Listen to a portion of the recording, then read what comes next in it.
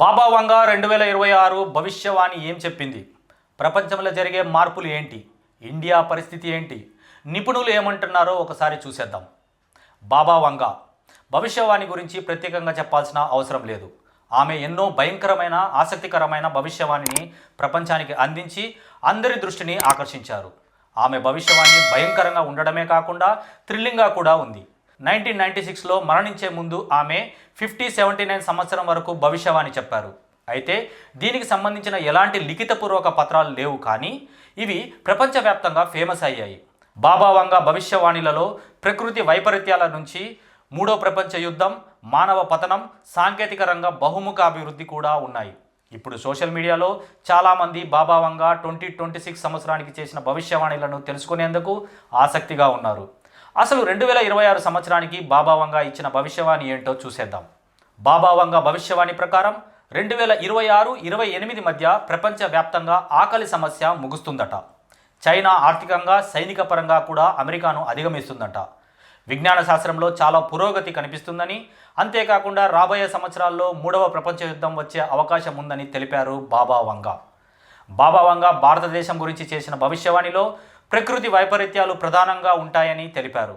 భారతదేశంలో భారీ వరదలు, కొండ చర్యలు విరిగిపడడం, రికార్డు స్థాయిలో ఉష్ణోగ్రతలు పెరుగుతాయని చెప్పారు. ఆమె ప్రకారం ఇండియాలోని కొన్ని నగరాల్లో నీటి కొరత ఏర్పడుతుందని, దాని ప్రభావం భారతదేశ రాజకీయాలపై కనిపిస్తుందని తెలిపారు. బాబా వంగ చెప్పిన భవిష్యవాణిలలో చాలా వరకు నిజమైనవి ఉన్నాయి. వాటిలో ప్రధానంగా అణు జలంతర్గామి క్రూక్స్ విపత్తు, ISIS ఉగ్రవాద సంస్థల పెరుగుదల, సిరియా గ్యాస్ దాడి, బ్రెగ్జిట్, 9/11 ఉగ్రదాడి, ప్రిన్సెస్ డయానా మరణం కూడా ఉన్నాయి. బాబా వంగ చెప్పిన ఇవి జరగడం వల్లే చాలామంది ఆమె చెప్పిన భవిష్యవాణిపై బాగా ఆసక్తి చూపిస్తున్నారు. అయితే వైజ్ఞానికులు బాబా వంగ భవిష్యవాణిలను పూర్తిగా తోసిపుచ్చారు. ఎందుకంటే దీనికి రెండు ప్రధాన కారణాలు ఉన్నాయి. మొదటిది ఏంటంటే వంగ భవిష్యవాణికి సంబంధించిన ఎలాంటి లిఖితపూర్వక రికార్డు లేదు. రెండవది ఏంటంటే ఆమె చేసిన చాలా భవిష్యవాణిలు ఒక నిర్దిష్ట సమయాన్ని దృష్టిలో ఉంచుకొని చేశారు కాబట్టి, ఎక్కడో ఒక చోట అవి జరుగుతాయి కాబట్టి వాటిని ప్రామాణికంగా తీసుకోకూడదని చెబుతున్నారు.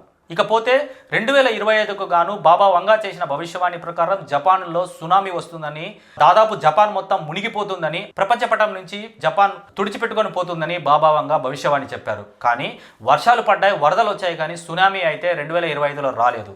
ఇప్పుడు ఆల్రెడీ అక్టోబర్ వచ్చేసింది, నవంబర్, డిసెంబర్ 2 మాసాలు మాత్రమే ఉండగా రీసెంట్గా జపాన్లో సముద్ర గర్భంలో జరిగినటువంటి ఒక అలజడి కారణంగా వర్షాలు ఎక్కువ పడ్డాయి, ఎక్కువ వరదలు వచ్చాయి, కానీ సునామీ వస్తుంది, మొత్తం మునిగిపోతారని జపాన్ ప్రజలందరూ చాలా భయభ్రాంతులకు గురయ్యారు.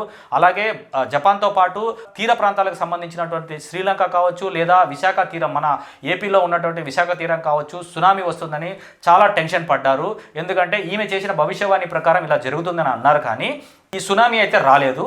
సో నేనేమంటున్నానంటే దేవుణ్ణి మించినటువంటి ఒక మానవ శక్తి అయితే ఖచ్చితంగా ఉండదు. ఎందుకంటే సృష్టికి సంబంధించి దేవుడు అన్నింటినీ సృష్టించాడు, కానీ మానవ వైపరీత్యాల వల్ల ఇలాంటి సునామీలు కావచ్చు, భూకంపాలు కావచ్చు, ఇలాంటివన్నీ జరుగుతున్నాయి. అంతే తప్పిస్తే ఇక్కడ ఒక మనిషి ఒక ప్రిడిక్షన్ చేయడం అన్నది అయితే ఖచ్చితంగా అది నమ్మదగ్గ విషయం అయితే కాదు. ఎందుకంటే దేవుడి కంటే కూడా మనిషికి ఎక్కువ శక్తి ఉంటుందని నేను అనుకోవట్లేను. కాబట్టి ఆమె చేసినవి ఒకవేళ యాదృచ్ఛికంగా నిజమై ఉండొచ్చేమో, కానీ ఖచ్చితంగా ఆమె జరగబోయేవన్నీ చెప్పి ఇలా అన్నీ జరుగుతాయి అని అనుకోవడం మాత్రం మన మూర్ఖత్వం. ఎందుకంటే సైన్స్ ఇంత డెవలప్ అయిన ఈ సమయంలో ఒక మనిషి 79 వరకు కూడా భవిష్యవాణిని చెప్పగలిగే పరిజ్ఞానం, లేకపోతే అంత తెలివి, లేకపోతే అంత శక్తి ఉందని నేనైతే అనుకుంటలేను. అలా ఒకవేళ మనిషికి ఉంటే ఇక దేవుడు ఎందుకు, దైవభక్తి ఎందుకు, దైవ భయం ఎందుకు? సో మనుషులు విచ్చలవిడిగా ఉంటారు కదా. ఇప్పుడు రేపు చనిపోతానంటే ఈరోజు మనిషి ఏం చేస్తాడు? వాడికి సంబంధించిన అన్ని కోరికలు తీర్చేసుకుంటాడు, అన్ని అమ్మేసుకుంటాడు, తినేస్తాడు. కోపం ఉంటే ఎవరి మీద కోపం ఉందో ఆ కోపాలని తీర్చేసుకుంటాడు, అన్నీ చేసేస్తాడు కదా. కాబట్టి రేపు అన్న హోప్ ఉన్నప్పుడు ఈరోజు మనిషి మంచిగా బ్రతకడానికి ప్రయత్నిస్తాడు.